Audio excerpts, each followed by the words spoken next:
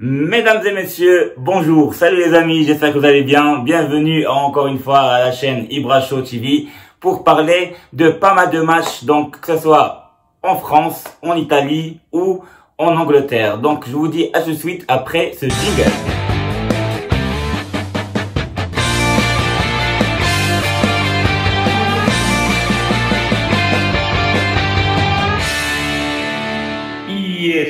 Sport.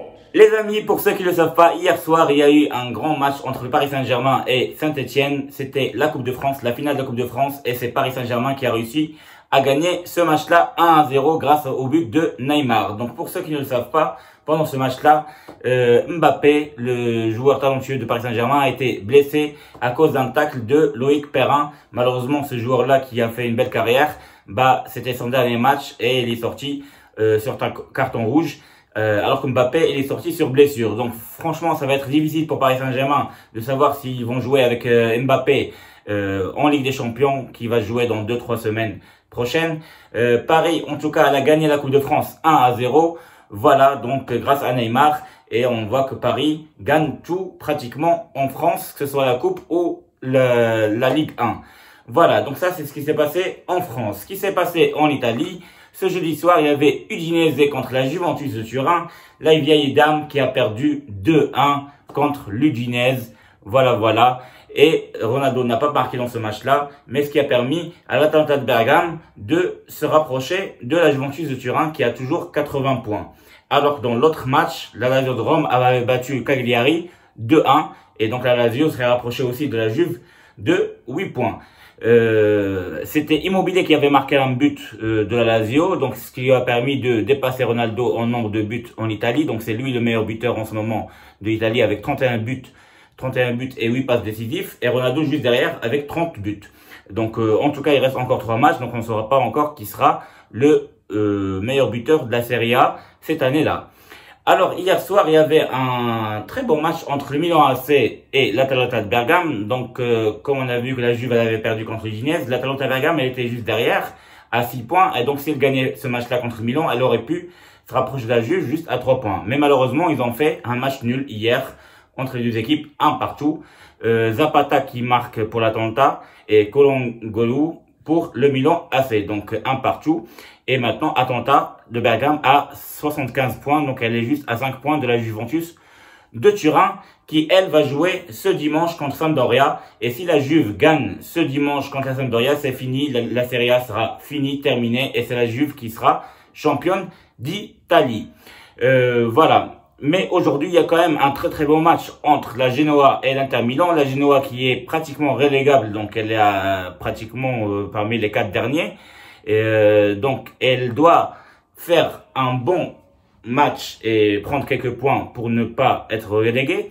Et l'Inter Milan, on sait très bien qu'ils sont à 7 points de la Juventus de Turin. Donc, s'ils gagnent ce match-là, ils peuvent se rapprocher de la Juventus à 4 points. En attendant que la Juve fasse un mauvais match contre la Sampdoria. On ne sait jamais.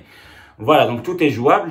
Et il y aura aussi ce soir Napoli contre Sassuolo. On sait très bien que Napoli sont déjà qualifiés en Europa League parce qu'ils ont gagné la Coupe d'Italie contre la Juve. Et voilà, donc que ce soit la 5e, la 6e place pour l'Europa League entre Milan AC, Napoli, etc. et l'AS Roma, on sait tous qu'ils vont jouer l'Europa League, il n'y aura pas de souci. Voilà, donc on sait maintenant que les 4 premiers, que ce soit la Juve, l'Inter Milan, la Lazio et l'Atalanta Bergame, ils vont jouer la Ligue des Champions. Ça joue jusqu'au dernier moment. Il reste que 3 matchs pour voir qui sera champion de la Serie A. Et on verra bien dès dimanche soir le match entre la Juventus et Sampdoria.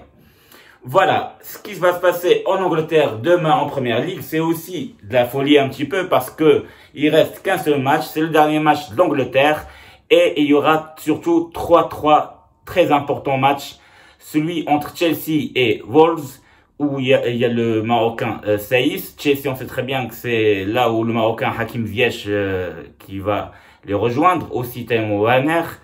Il y a un autre match entre Crystal Palace et Tottenham et un très bon match entre Leicester et Manchester United. Parce qu'en fait, ce qui se passe en Angleterre, c'est qu'en Première Ligue, que ce soit Manchester City ou Liverpool, ils sont tous les deux premiers et on le sait très bien. C'est que Liverpool, ils ont gagné la Première Ligue et Manchester City, ils sont loin devant en deuxième position. Maintenant, ce qui va se jouer, c'est entre la troisième et la sixième position pour savoir les deux qui restent pour se qualifier en Ligue des Champions et les deux qui vont jouer l'Europa League. Donc pour moi, si je donne mes pronostics, moi je pense que Chelsea va peut-être battre Wolves, qui fait que Chelsea va se qualifier en Ligue des Champions. Je pense que Leicester va peut-être battre aussi Manchester United et que Leicester vont se qualifier en Ligue des Champions aussi. Et que Crystal Palace va perdre contre Tottenham et Tottenham elle va jouer la Ligue Europa et peut-être Wolves, ils vont pas se qualifier en Europa League. Sauf s'il y a un match nul entre Leicester et Manchester United. Dans ce cas-là, je pense que Manchester United, ils vont se qualifier en Ligue des Champions aussi. Donc, ça va être des matchs très très importants, très jouables. On verra bien qui va se qualifier en Ligue des Champions et ceux qui vont se qualifier en Europa League. On sait très bien que le meilleur buteur de la Première Ligue, c'est Vardy avec 23 buts. Juste derrière, il y a Ince avec 21 buts. Après, il y a Aubameyang avec 20 buts. Et après, il y a Mané, il y a Salah et tout ça. Voilà. Pour finir cette vidéo, donc je vais parler un petit peu du championnat du Maroc, le Botola qui va reprendre bientôt, donc à partir de lundi. Normalement, c'est le Raja Casablanca qui va jouer contre le Jdida, Difa Hassani Jdidi à Jdida, parce que c'était parce que le Raja ils ont demandé à rejouer ce match-là et ça a été accordé, vu que à l'époque ils étaient en déplacement en Alger pour jouer la Ligue des Champions et la Coupe arabe, etc. Maintenant, d'après ce que j'ai su, c'est que Jdida aussi, elle fait un recours pour demander tout simplement qu'il gagne ce match-là sans le jouer. Donc, il y a vraiment un problème.